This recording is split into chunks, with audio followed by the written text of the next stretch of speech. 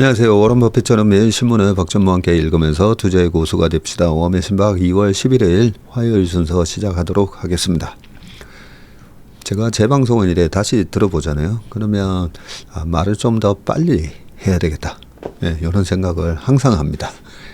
그래서 오늘은 청산 뉴스처럼 쫙 한번 이렇게 말을 해보고 싶은데 잘 되려나 모르겠습니다. 자, 댓글 빠르게 읽어보겠습니다.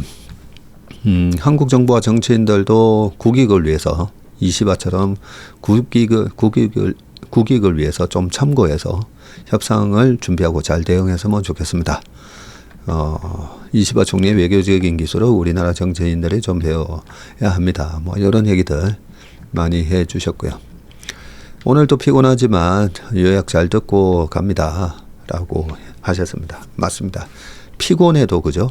우리가 저녁에 운동을 한다, 저녁에 다이어트를 한다 이랬을 때, 운동을 통해서 한다 했을 때 보면 좀 피곤합니다. 피곤해서 하기 싫은데 신문 읽고 듣는 것도 피곤해도 습관이 되면 그 피곤함을 이겨내게 되잖아요. 뭐 습관적으로 딱 하게 되니까. 자, 그리고 우리 제가령님이 세월이 지난 뒤 전무님은 자신도 모르게 투자의 신도인의 경지에 올라가실 것으로 믿습니다. 라고 하셨습니다. 믿음, 소망, 사랑 아니겠습니까? 감사합니다. 그런데 전무님은 종교가 기독교 신자시더군요. 저는 부처님을 섬기는 제자입니다. 얼마 전 방송에서 종교의 편견 없는 말씀에 깊은 인상을 받았습니다. 라고 하셨습니다. 지난주에 제가 이렇게 보다 보니까 법륜 스님 또 유튜브가 나왔어요. 그게 쇼츠가 아니라 좀 긴 영상이긴 했는데 제가 좋아하는 법륜 스님이 또 무슨 말씀하셨나 했는데 되게 재밌는 장면이었어요.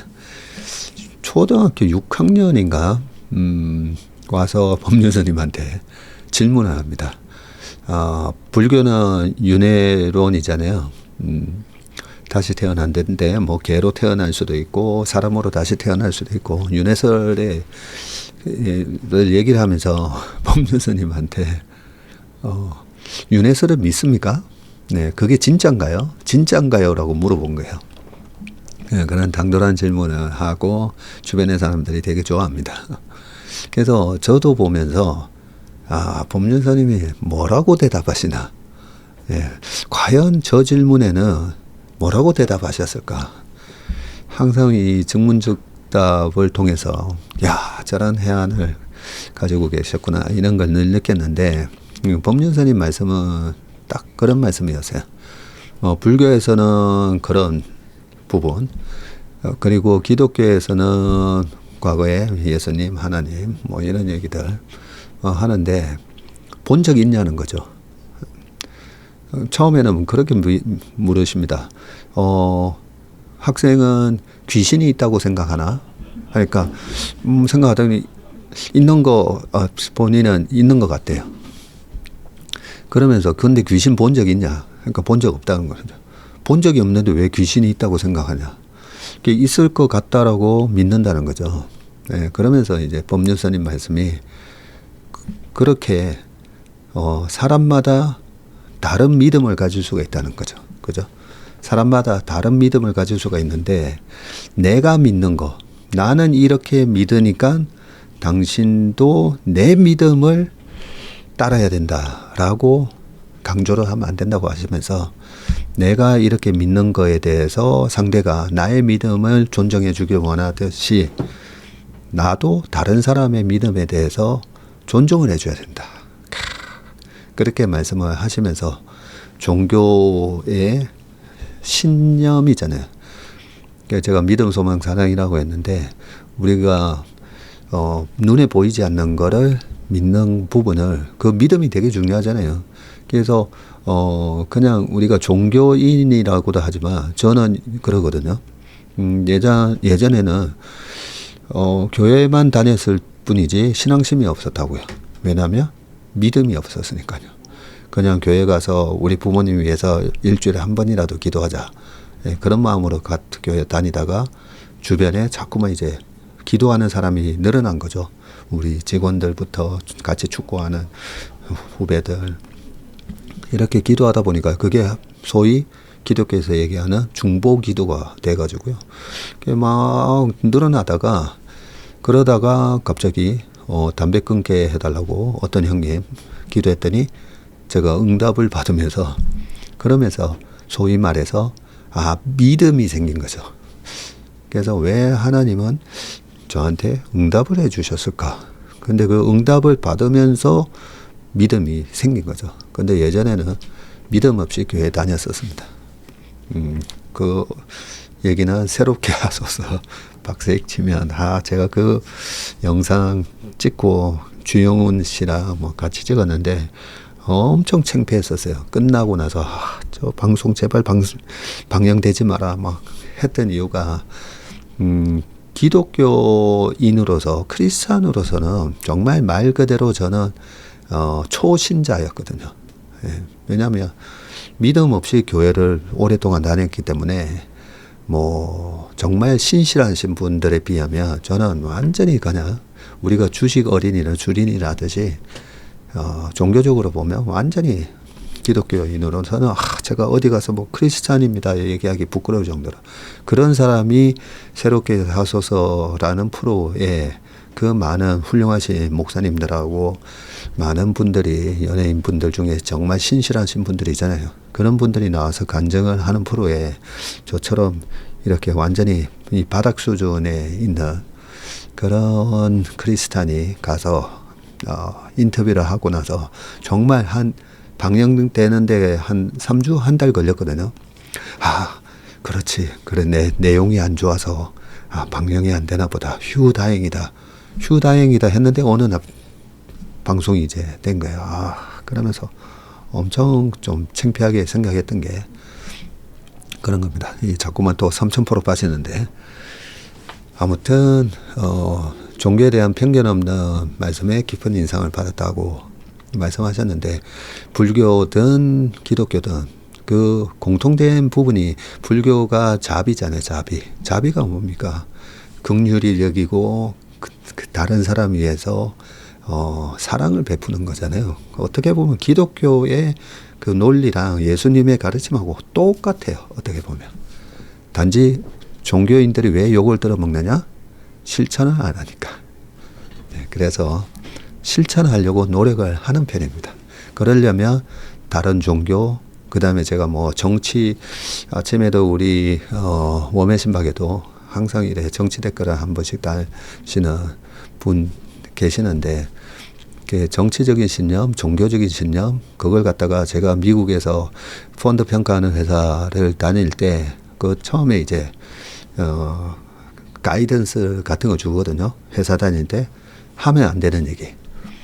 종교, 그 다음에 정치. 왜냐하면 서로 다른 생각, 다른 걸 믿기 때문에 그걸 갖다가 회사에서 얘기하면서 논쟁이 일어나는 걸 회사는 원치 않는다는 거죠.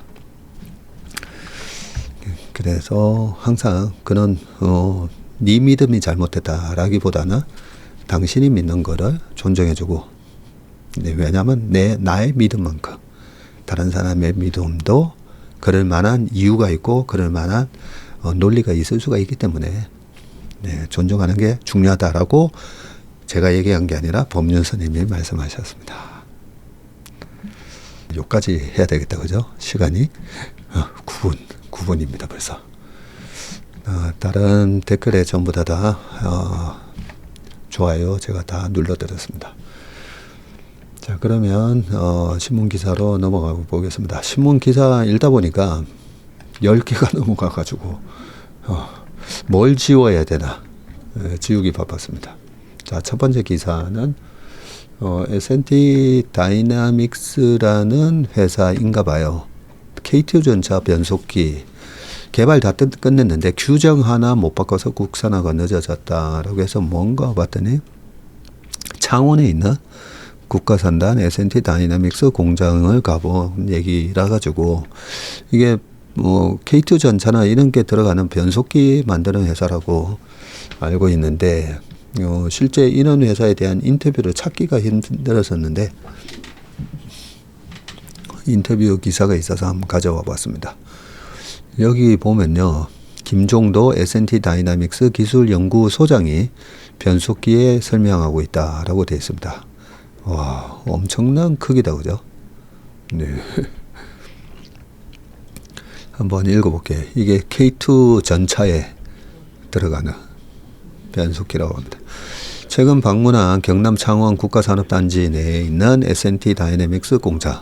1976년에 지어진 고풍스러운 건물이지만 최근 방문한 경남 창원의 국가산업단지 내 S&T 다이내믹스 공장 1976년에 지어진 고풍스러운 건물이지만 K2 전차에 탑재하는 국산 파워팩 엔진하고 변속기를 합쳐놓은 게 파워팩이군요. 네. 자, 사실 K2 전차 파워팩은 한때 국산화 실패의 상징으로 세간에 알려진 적이 있고요. 그래요? 2005년 시작한 K2 전차 개발은 변속기만 빼고 한참 전에 성공한 상태여서인데 이 때문에 개발만 20년째라는 수식어가 붙었다고 합니다. 드디어 지난 3일 S&T 다이내믹스는 방위 사업청을 상대로 변속기 공급 계약을 체결했고요. K2 전차 탑재용으로 현대 로템에 보내면 파워팩으로 조립이 된다고 합니다. 국산 변속기가 K2 전차에 들어간다니 힘겨웠던 지난 시간들이 떠오르며 감회가 남다르다고 했고요. 현대 로템 관계자도 국산 변속기를 적용한 K2 전차를 일정에 맞게 납품할 수 있도록 모든 노력을 다하겠다고 했습니다. 그러면 그동안에 국산이 아니었나요? 전차 변속기는 초정밀 기계라고 합니다. 김종도 기술연구소장은 K2 전차용 변속기는 내부가 부속품 8천여 개로 가득 차 있는 무게만 2.5톤짜리 정밀 기계라면서 1500마력짜리 엔진으로 달리는 전차의 전진, 후진, 방향 전환과 같은 구동과 제어를 평지, 경사로, 험지에 구애받지 않고 해내야 한다고 설명했고요. 전차 강국 독일도 내구성을 갖춘 1500마력 변속기를 개발하는데 10년이 걸린 것으로 알려졌다. 그래요? 야, 독일 하면 전차잖아요.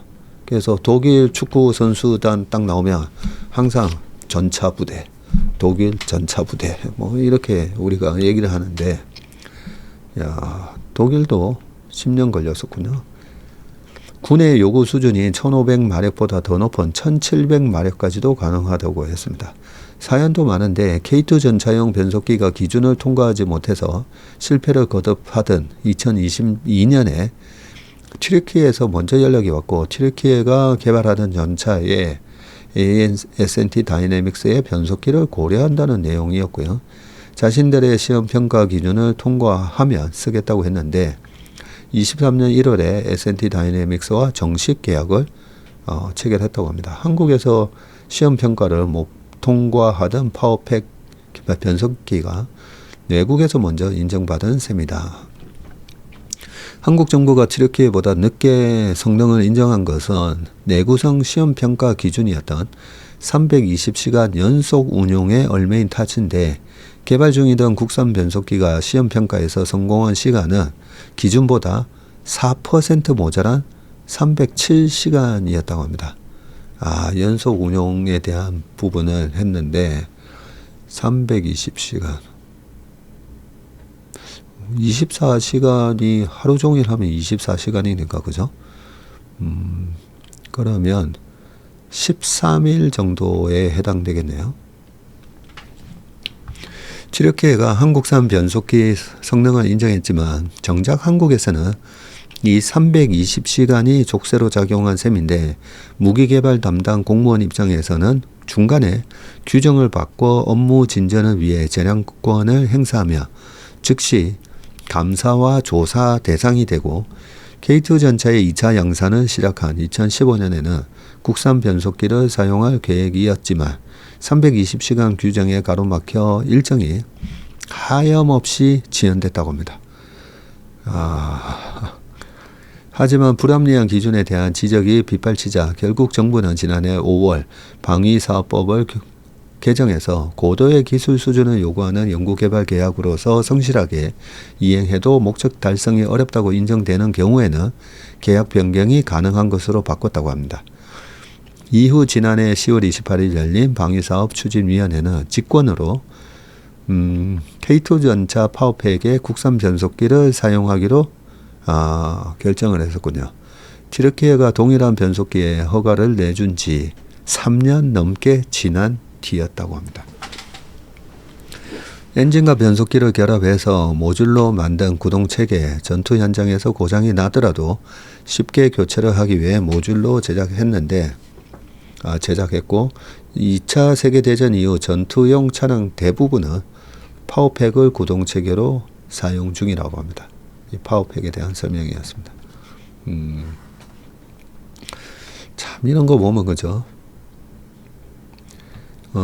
저희 회사에도 가끔씩 직원들이 계약서랑 뭐 이런 민감한 문제에 대해서 한 번씩 좀 유도리 있게 하기 위해서는 고객하고 이렇게 하는 게 나을까요? 저렇게 하는 걸 나을까요? 뭐 이런 질문들을 한 번씩 합니다. 그랬을 때 최종 의사 결정권자가 빠르게 좀 결론을 내줘야 되거든요. 내줘야 되는데 보통 여기 적혀 있듯이 이런 기술에 대한 평가를 갖다가 유도리 있게 잘못해줬다가는 나중에 감사와 조사 대상자가 된다는 거죠. 사실 그런 게 구더기 무서워서 장목 담는다고 분명히 구더기에 해당되는 것도 있습니다. 그죠?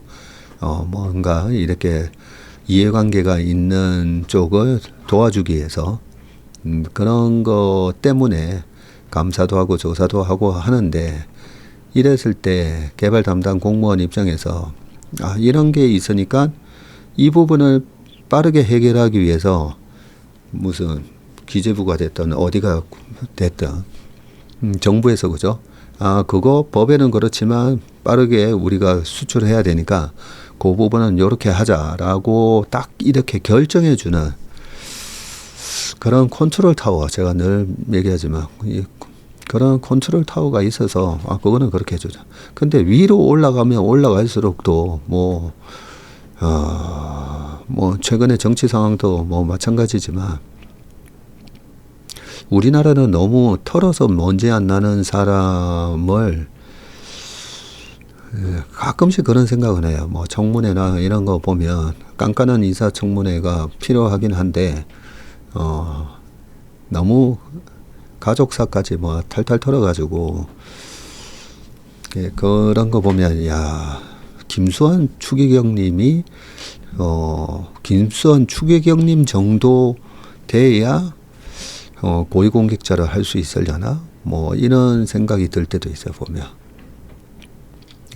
저는 저희 회사에서 모든 걸 이제 적재적소의 기준으로 판단하거든요. 이 사람이 저 업무에 저 직무에 가장 적합한 사람인가, 뭐 다른 거는 다 배제하고 그분에 가장 적합한 사람인가. 저희는 이제 좀 금융기관이다 보니까 일단 공통적으로 갖춰야 될 덕목은 있어요. 도덕성을 갖춰야 되고 두 번째가 그 직무에 저 사람이 최적의 사람인가.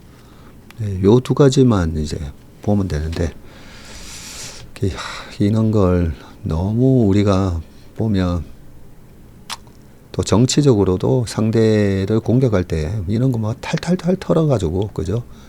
이제 307시간밖에 7시간인데 320시간 규정을 어기고 저걸 해줬다 뭐 이런 식으로 언제든지 이제 공격받을 수가 있다 보니까 참 이게 우리 사회 시스템의 효율성을 저해하는 요인이다는 생각도 많이 듭니다.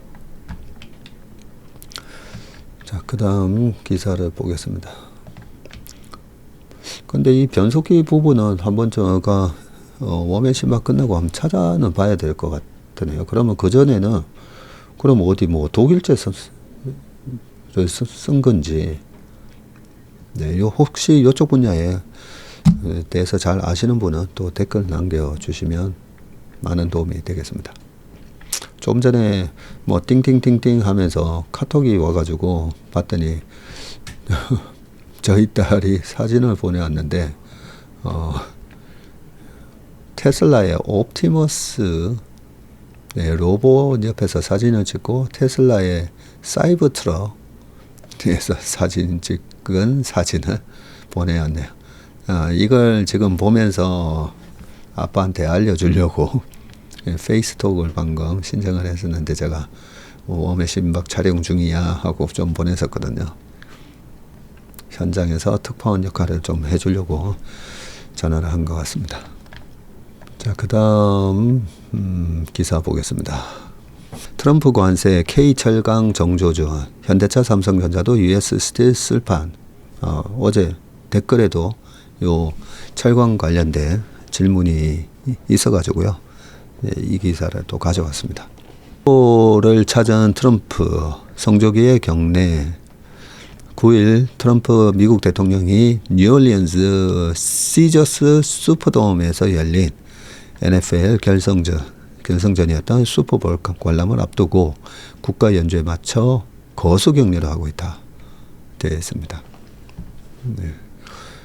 2월 달이죠. 항상 슈퍼볼은 2월 달에 열리는 미국의 최대 스포츠 행사인데 여기 트럼프 대통령이 직관하러 가셨군요. 뉴올리언스, 네, 재즈와 팝의 재즈의 본고장. 트럼프 대통령이 관세 전쟁을 전방위로 확산시키면서 가뜩이나 중국산 저가 공습에 허덕이는 철강 업계가 직격탄을 맞게 됐고요. 트럼프 대통령이 미국으로 수입되는 철강 알루미늄 제품의 관세 25%포인트를 추가 부과하겠다는 방침을 밝히면서 포스코, 현대제철을 비롯한 철강 회사들은 전전긍긍하고 있다. 한국산 철강을 미국으로 수입해 제품을 만드는 그렇네요. 미국에 지금 많은 우리나라 기업들이 가 있는데 미국으로 수입해 제품을 만드는 현대자동차, 삼성전자, LG전자도 영향권에 들어가네요.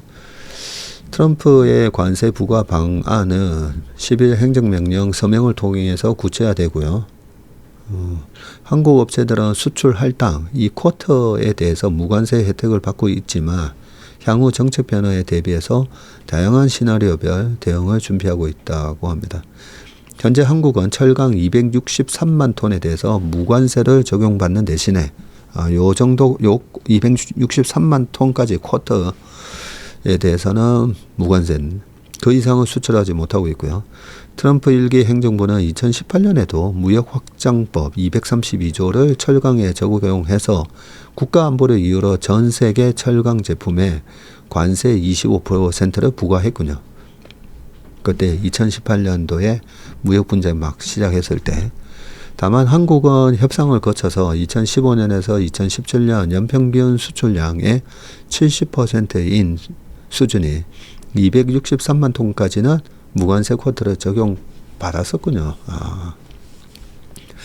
이번에 관세 부과가 이루어지면 그동안 쿼터제 적용을 못 받은 국가들은 기존 25%에 추가 25%포인트를 더 부과받을 가능성이 있고요. 유럽, 일본 등은 저율 관세 할당을 넘어서는 물량에 대해서 관세 25%를 적용을 받고 있습니다. 철강협회 관계자는 미국 당국의 세부 내용 발표 후에 관세 영향을 분석할 예정이라면서 만약 쿼터제가 폐기되고 모든 국가에 일괄적으로 관세가 부과된다면 일본, 중국 등 경쟁국도 영향을 받기 때문에 상호 영향과 유불리에 대한 종합적인 분석이 필요하다고 했고요. 일단 한국처럼 쿼터제를 적용받는 국가들은 다른 국가 대비 영향을 덜 받을 것이라는 분석이 나오는데, 철강을 자급자족할 수 없는 미국 입장에서도 수입 철강 가격 급등은 부담이죠. 이재훈 산업연구원 탄소중립산업전환 연구실장은 미국은 전체 철강 소비량에서 수입산이 차지하는 비율이 30% 정도 되는 상황이고, 값싼 중국산 철강이 미국을 피해서 한국으로 더 많이 수출될 가능성도 제기되는데, 이런 상황에서 파업까지 예고돼 철강 업계는 울상이다. 현대제철이 11일 24시간 동안 총파업에 나섰고요. 현대제철의 5개 사업장이 참여하는 대규모 파업이 될 전망이고요. 현대제철 노조는 11일 전면 파업을 선언하고 상경투쟁을 벌일 예정이라고 합니다.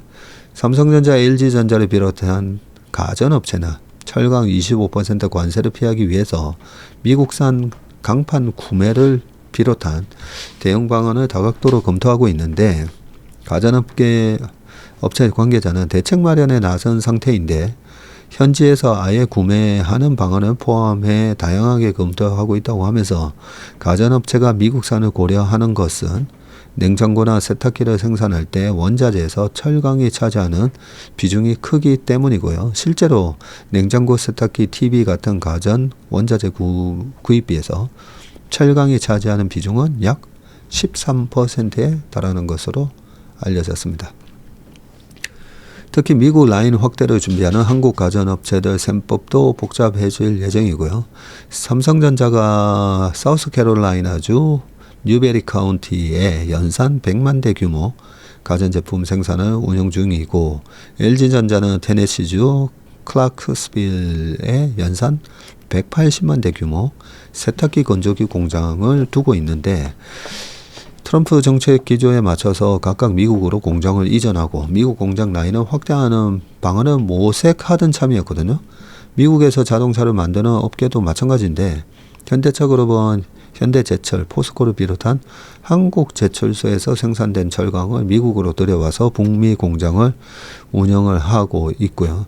대규모 생산에 필요한 철강과 알루미늄에 보편관세 25%가 부과되면 현대차그룹의 비용 부담이 커질 수밖에 없다. 이러한 관세 조치에 대응하고자 현대제철은 미국의 전기로 방식의 제철소를 건설하는 방안을 검토 중이다. 정부도 다양한 가능성을 열어놓고 대응책 마련에 나서고 있고요. 산업통상자원부는 서울철강협회에서 박정원 통상차관보 주재로 주요 수출개혁 관계자들과 긴급 점검회의를 개최했고, 산업부는 미국의 구체적인 조치 발표 동향을 면밀히 모니터링하고 피해를 최소화한다는 방침이다. 정부는 다음 주 수출 전략회의를 열고 범부처 비상수출 대책을 발표할 예정이다. 되어 있고요. 산업부 관계자는 한국만 관세를 부과받는 게 아니기 때문에 단기적으로 영향이 크다고 할 수는 없겠지만 장기적으로는 영향이 있을 것으로 보인다. 네. 근데 하나 희망적인 거는 아까 2018년 케이스네요. 결국은 트럼프 정부란 거죠. 아니, 그 미국에다가 공장을 지어서 미국의 일자리를 창출하고 그러기 위해서 가전이나 자동차나 이렇게 하는데, 거기다가 관세를 또 때려버리면 그 수입하는 철강 제품이 올라가면서, 안 그래도 가뜩이나 미국의 인건비가 사실 비싸잖아요. 비싼 거에 원자재비도 비싸지는 그런 부분으로 인해서 이렇게 쿼터 260 몇만 톤까지는 263만 톤까지는 이 무관세 쿼터를 계속 적용받을 가능성이 있지 않을까, 그런 생각이 드네요. 그리고 이번에 우리나라도 마찬가지잖아요. 중국산 철강 가격이 실제 국내에서 유통되는 거에 20%나 싸다 보니까 그 부분에 대해서 중국산 철강이 수입되는 거에 대해서 덤핑 관세를 때려야 된다. 그런데 한국에서 자동차, 조선을 생산하는 그런 조선소랑 자동차 회사 입장에서는 중국산 쓰면서 영업이익률을 높일 수가 있으니까. 그런 것처럼 미국도 지금 똑같은 상황이고, 저걸 반대하는 미국 내의 경제학자들도 되게 많죠. 그죠? 네, 관세를 올려버리면 철강 산업을 보호한다라고 하지만 실제로 미국이 철강 산업은 이미 경쟁력을 잃었는데 그걸 보호하겠다고 네, 저렇게 관세를 올리면서 그 철강을 이용해서 자동차부터 가전 이런 회사들이 아우 미국은 철강 가격이 들어오는 관세 때문에 비싸서 미국에서 생산 못할 것 같아 하며 그죠? 그 파급 효과가 훨씬 큰데 그걸 트럼프가 이번에 저렇게 말해놓고 어떻게 유들이 있게 관세를 적용하는지 한번 지켜봐야 되겠네요. 그러니까 저는 네, 이렇게 유들이 있게 좀 할 것 같다. 그런 생각입니다. 자, 작년에 일본의 경상 흑자 역대 최대라고 나오거든요. 일본이 물가도 올라가고, 근데 부채는 되게 많고, 정부 부채가 많고, 여러 가지로, 좀 살아나는 업종도 있고, 또 자동차 같은 거는 약간 지금 전체적으로 글로벌하게 자동차 메이커들이 좀 흔들리고 있잖아요. 워낙 이제 중국에서 자국 브랜드가 뭐 빠르게 치고 올라오고 있고, 거기다가 이제 BYD가 수출까지 뭐 BYD뿐만 아니죠. 벌써 유럽을 엄청나게 공략하고 있으니까 그죠. 자, 그래서 일본은 어떤 상태인가 궁금하긴 했는데, 지난해 일본의 경상수지 흑자 규모가 전년 대비해서 29.5% 늘면서 많이 늘었다, 그죠? 역대 최대치를 기록했고요. 흑자 폭이 2년 연속 확대됐다고 합니다. 일본 재무성이 발표한 24년 국제수지에 따르면 경상수지 흑자액은 29조 2615억에 약 우리나라 돈으로 280조 정도 경상수지 흑자가 났네요. 280조. 전년 대비해서는 6조 6천억 엔 정도 늘어났고요. 해외 투자에 따른 배당 이자 등 1차 소득 수지가 40조가 전년보다 4조 엔가량 증가했다. 그전 23년이 40조였고 작년이 40조 44조가 늘었으니까 그전이 36조 정도 됐겠다. 그죠? 6조 N입니다. 자, 여기서 우리가 고등학교 때나 중학교 때 요즘 시험 문제 나오는지 모르겠지만 이 경상수지에는 세 가지가 있죠. 상품수지, 그 다음에 상품수지가 우리가 소위 말하는 수출하고 수입에서 그 차이 상품수지고, 그 다음에 또 뭐가 있죠? 소득수지, 여기 나옵니다. 소득수지. 손흥민 선수가 벌어들이는 거, 네, 해외에서 프리미어 리그에서 돈을 받는 거잖아요. 토트넘에. 그렇게 해서 벌어서 한국으로 이제 송금을 하거나 이러면 다 소득수지에 해당되고, 그 외에 요 해외 투자에 따른 거, 우리나라 요즘 많은 분들이 해외 투자 열심히 하셔가지고 거기서 배당하고 이자 이래 받으면 이게 다 소득수지 계산이 됩니다. 그리고 또 하나가 서비스 수지가 있죠. 우리가 뭐 구글 같은 게 한국에서 유튜브 같은 걸 통해 가지고 벌어들이는 뭐 이런 것들 다 서비스 수지에 해당이 됩니다. 뭔가 상품이 아니고 우리가 미국에서 대한항공에서 사람 태우고 와서 왔다 갔다 하면서 돈을 버는 거, 그런 거 다 서비스 수지. 그렇게 세 개 합쳐서 일본이 어쨌든 280조 많이 벌었네. 우리가 작년에 살짝 일본보다 수출이 그죠? 조금 미달했어요. 일본을 이제 뛰어넘는다 막 했었는데 일본을 뛰어넘지는 못했었는데, 네. 그래서 저는 경상수지가 많이 안 좋을 줄 알았거든요. 많이 안 좋을 줄 알았는데, 야, 여기 이렇게 소득수지가 40조니까 이게 꽤 크네요. 전체 경상 수지가 29조인데 해외 투자에 따라 소득 수지가 40조. 현대차 아이오닉 5 생산 일시 정지가 있습니다. 전기차 수요 둔화 등 캐저 우려 때문인데요. 한번 볼게요. 전기차 인기가 되살아나지 않으면서 현대자동차가 전기차 생산 라인을 연달아 멈추고 있어요. 다른 자동차 업계도 전기차 수요를 늘리기 위한 대책 마련에 고심을 하고 있습니다. 잠깐만, 이게 뭐죠? 국내 전기차 판매량인데 22년에 16만, 23년에 16만 2,500 줄고 있다, 그죠? 24년에도 많이 줄었네요. 현대차는 인도네시아 공장의 아이오닉 5 생산 중단 방안을 검토 중이라고 했고요.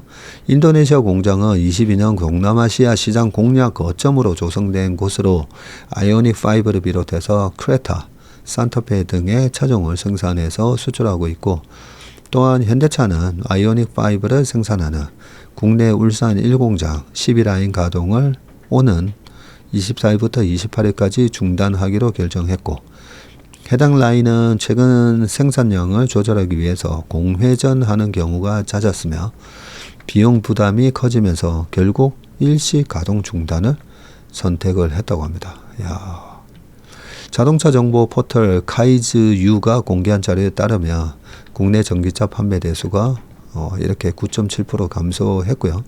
지난해부터 판매 대수에 포함된 이 테슬라를 제외하며 24년 국내 전기차 판매 대수는 11만 7천 대로 23년보다 무려 28%나 감소했습니다.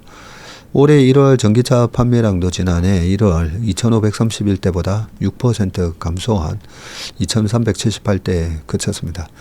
현대차 그룹의 국내 전기차 판매 대수는 23년에 11만 한 2,000대, 24년에는 8만 5천 대로 무려 31%나 급감을 했네요.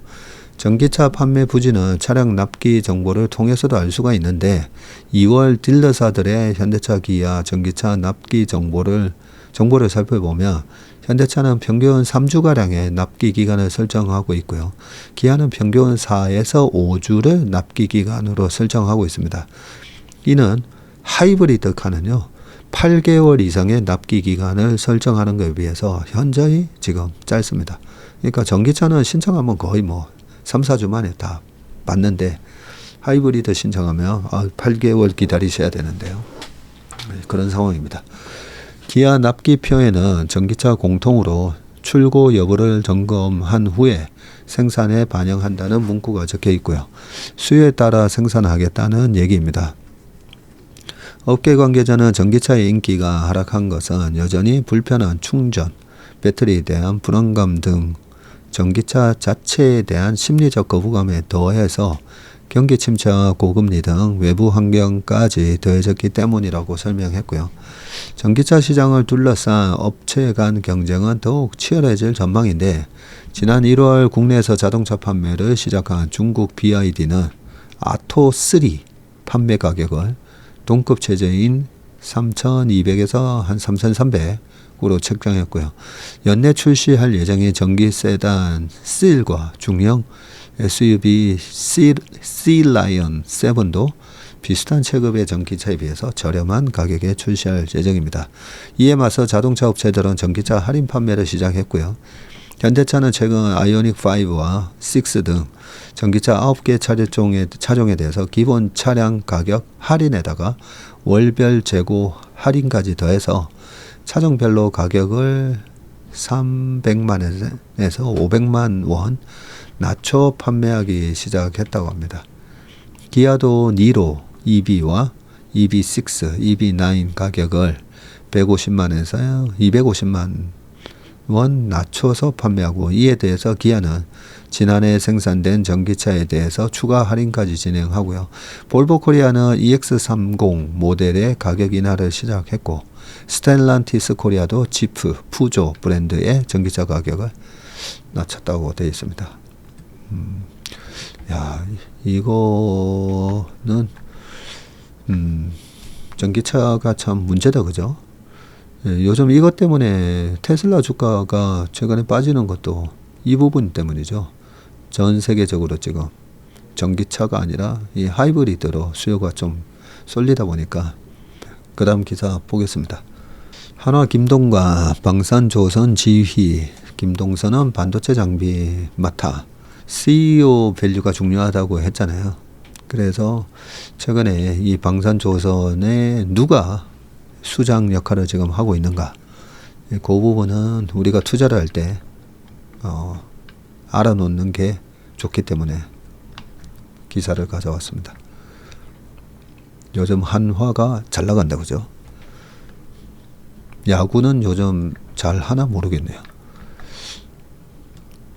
한화그룹이 김승연 회장 장남인 김동관 부회장과 삼남인 김동선 부사장이 각각 이끄는 분야별 계열사 지배력과 지위 굳히기에 속도를 내고 있고요. 김동관 부회장은 한화 에어로스페이스 전략부문 대표이사로 방위 산업에 집중하고 있고, 이번에 한화 에어로스페이스가 한화 오션 지분을 취득하면서 조선으로도 영역을 확대하고 있습니다. 김동선 부사장은 유통 리조트에 더해서 반도체 장비 계열사를 진두지휘하는 쪽으로 그룹 내부 정리에서 공감을 이룬 것으로 보이고요. 한화 에어로스페이스는 한화 임팩트 파트너스, 한화 에너지 싱가포르 법인이 보유한 한화 오션 주식 2237만 주를 1조 3천억 원에 매입한다고 공시를 했습니다. 공시대로 다음 달 13일까지 지분 매입이 완료되며 한화 에어로스페이스의 한화 오션 지분율은 23.14에서 30.44로 오르게 되고요. 앞서 2023년 대우조선해양 인수 당시에 한화그룹 계열사별로 한화오션 지분이 나뉘어져 있었는데, 이번에 한화 에어로스페이스가 지배력을 강화하기 위해서 추가 매입에 나섰다고 되어 있습니다. 자, 요것만 보더라도 우리가 대주주가 욕심을 내야 된다잖아요. 근데 대주주가 지분을 계속 파는 기업. 근데 이 부분은 제가 정말 수차례 말씀을 드렸는데 그걸 안 믿는 분들이 되게 많더라고요. 2년 전에 2차전지 관련해 가지고 자세히 보시면 거의 뭐 마이너스 한 80% 지금 폭락해 있는 주식이 하나 있죠. 투자로 돼 있는 그 기업 같은 경우에도 보면 그 대주주가 계속 주식을 팝니다. 계속. 네. 대주주가 보유하고 있는, 법인이 소유하고 있는, 그 팔면서 항상 팔 때는 이유가 있어요. 대주주가 팔 때는 항상 이유가 있습니다. 뭐 하기 위해서, 이 돈은 다시 뭐 회사에 빌려주고 이런저런 얘기를 하면서 하는데, 왜 팔겠습니까? 그죠? 제일 잘 알고 있는 사람이 대주주잖아요. 네, 반대로 이 회사가 얼마나 잘 될지에 대해서도 가장 제일 잘 아는 사람이 이 대주주, 이 경영에 참여하고 있는 대주주를 얘기하는 겁니다. 그렇지 않겠습니까? 그래서 지금 한화오션을 한화 에어로스페이스에서 이렇게 30.4%까지 더 샀다는 얘기잖아요. 네, 그러면 이 한화오션이 최근에 아까 요 위에 나오죠. 조선군함 건조인데, 한화그룹이, 제가 또 한화 자산운용 주식 팀장 출신 아니겠습니까? 한화로 갔을 때 제가 차장으로 갔었는데, 한화그룹 연수 들어갔을 때 제가 아마 거의 그룹 최연소 차장이었을 거예요. 그 연수 받으러 온 사람 쭉 이렇게 둘러보니까 워낙 이제 한화가 중후장대 산업이라든지 구경제 구경제 산업을 많이 하다 보니까 제가 갔을 때가 그때가 35 정도였었는데, 한화가 보면 김성현 회장님 시절부터 보면 미국하고 되게 친했어요. 그리고 미국의 그 주류 사회, 그 뭐라고 불렀는지 기억이 좀 잘 안 나는데, 그쪽하고 많이 친해가지고, 그래서 아마 이번에 트럼프 행정부, 그 이후로도 마찬가지죠. 그 이후로도 미국이 해상 장악을 위해서 해군의 전력을 증대시켰을 때 시키고자 할 때 가장 수혜를 받는 게 우리나라라고 보는데 그 중에서도 아마 하나오션이기 때문에 아마 그걸 다 알고 이렇게 주식을 사는 게 아닌가 뭐 그런 생각이 듭니다. 그냥 제 생각입니다. 너무 또 뭐 소설 쓰면 좀 그러니까요. 제가 아는 데까지만 딱 그렇게 말씀드렸고, K9 자주포와 천무, 다연장 미사일 등 지상 무기에서 독보적인 경쟁력을 보유하고 있는 한화 에어로스페이스와 잠수함 기술력과 건조 실적에서 국내 1위인 하나오션은 김동관 부회장이 지상 무기와 해양 방산에서 꿈꾸고 있는 한국의 록히드 마틴을 실현시킬 업체로 평가된다. 네, 여기 뭐 이 회사가 뭘 잘하는지 다 나온다, 그죠? K9 자주포와 천무, 다연장 미사일 등 지상 무기에서 독보적인 경쟁력 보유하고 있고, 그 다음에 잠수함 기술력과 건조 실적에서 국내 1위인 하나오션, 이렇게 되어 있습니다. 그래서 지상 무기와 해양 방산에 꿈꾸고 있는 한국의 록히드 마틴. 우리가 주식을 투자할 때 이 기업에 대한 어떤 개념, 이 기업은 과거에 뭐 이렇게 짝짓기를 할 줄 알아야 된다고 했잖아요. 매칭. 이게 옛날에 이거랑 비슷하네. 그렇게 매칭을 하면서 투자를 하셔야 되는데, 한국의 록히드 마틴. 글로벌 최대 방위 산업체인 록히드 마틴이 항공, 우주, 레이더, 미사일, 전투체계 등 방위 산업 거의 전 분야에서 업계 1위를 달리고 있는 것처럼 하나그룹도 향후에는 육해공을 망라해서 방위 산업 1등 업체가 되겠다는 큰 그림을 그리고 있습니다.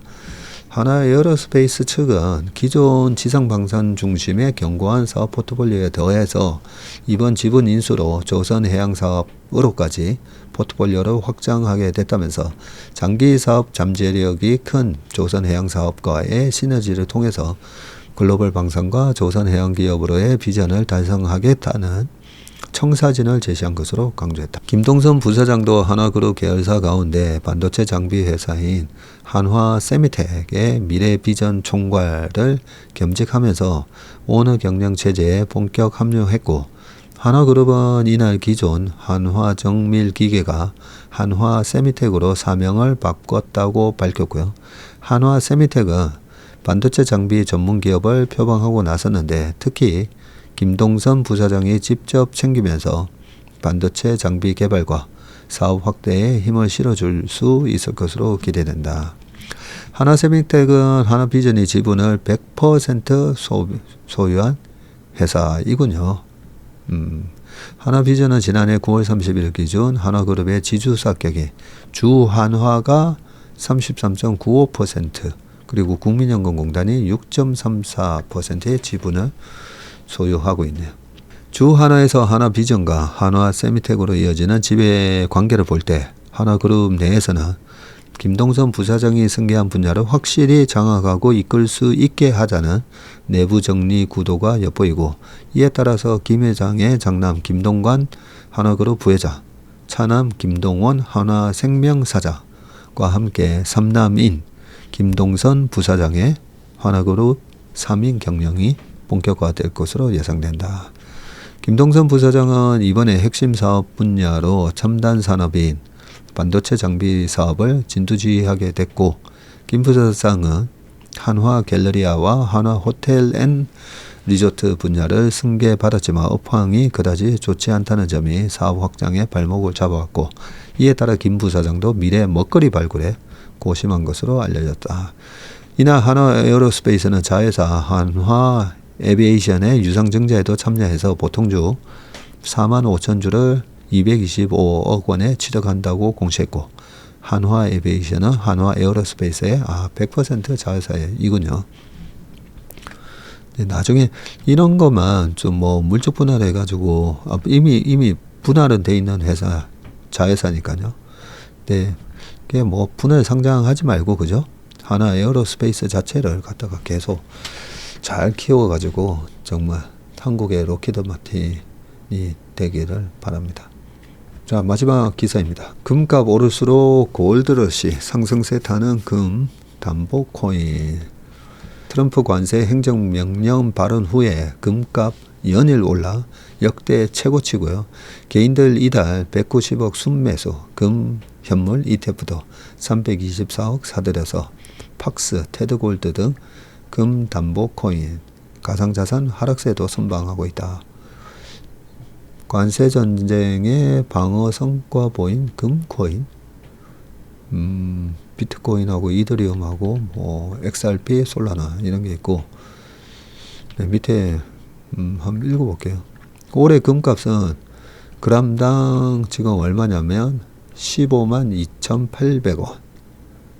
네, 연초만 하더라도 12만 8,790원인데 연초 이후 많이 올랐네요. 트럼프 대통령발 관세 전쟁으로 증시 불확실성이 커지면서 안전자산으로 평가받는 금 가격이 연일 최고가를 경신하고 있고요. 국내 투자자들도 금 관련 증권 상품을 잇따라 매수하는 가운데 코인 시장에서도 금값에 연동되는 금코인이 주목받고 있다. KARX 금시장에 거래되는 금값이 그람당 15만 2,800원에 마감됐는데 10일 이는 전 거래일보다 4.95% 상승한 것은 물론 지난 5일 기록했던 14만 7,800원을 넘어선 역대 최고 가격이고요. 트럼프 대통령이 취임하고 관세 전쟁을 선포하자 전 세계 증시가 요동치면서 안전자산에 해당하는 금이 큰 폭의 상승을 하고 있습니다.